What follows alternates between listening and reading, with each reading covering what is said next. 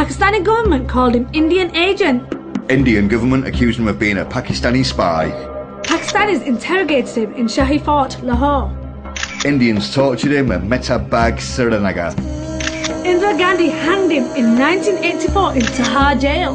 The world's largest democracy murdered and kept his corpse. His body is still in Tahar jail. He is none other than the Kashmiri freedom struggle's greatest hero. Mohammed Maqboo Butt. Who was Maqboo Butt? Where did he come from? How did he become a political worker?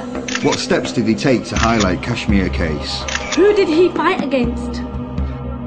Let's see what diverse ideological politicians have to say about him and his freedom struggle. 11th of February From 11 AM to 9 PM on KBC. We pay tribute to the greatest modern freedom fighter, Maqboo Butt, and extend your knowledge and Kashmiri struggle.